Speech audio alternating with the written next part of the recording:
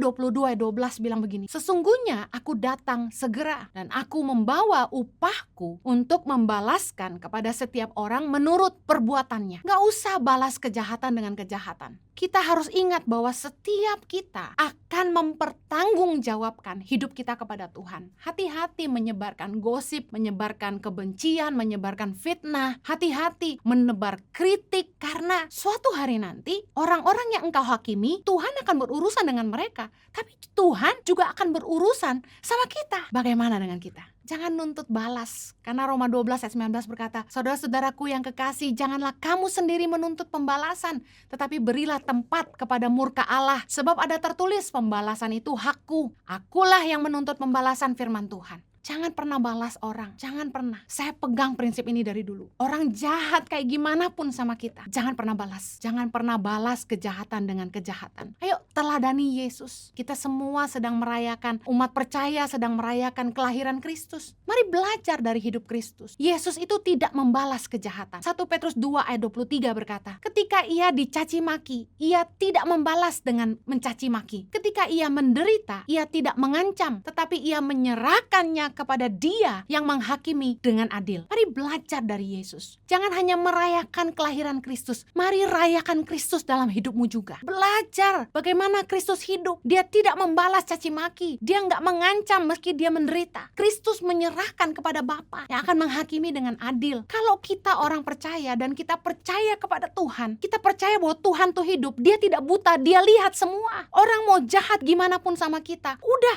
Tuhan lihat semua. Jangan balas. Tetap jaga hati kita. Jangan bersuka cita ketika mereka jatuh. Doakan mereka. Karena firman Tuhan berkata, kasihi musuhmu. Berdoalah bagi mereka yang mengutuk kamu. Mari kita berkati musuh-musuh. Doakan mereka. Serahkan kepada Tuhan. Jangan pernah berbuat jahat kepada siapapun. Karena setiap kita harus mempertanggungjawabkan hidup kita, perkataan kita, perbuatan kita kepada Bapa di sorga. Jangan pernah membalas kejahatan dengan kejahatan. Lakukanlah apa yang baik bagi semua orang. Ingat firman Tuhan, barang siapa percaya kepada Kristus, dari dalam hatinya akan mengalir aliran-aliran air hidup. Mari periksa hidupmu sepanjang 2020. Apakah kehadiranmu membawa berkat, membawa kehidupan, menjadi terang, membawa damai sejahtera, membawa sukacita, memulihkan hidup orang-orang di sekitarmu, menolong orang hidup lebih baik, atau sebaliknya. Periksa sumbernya, hati kita. Yang membuat hati kita cemar adalah tidak mengampuni kepahitan. Mari jaga hati sungguh-sungguh. Kalau kita mau punya hidup yang baik, hubungan yang baik, hati kita harus bersih. Mari jaga hati.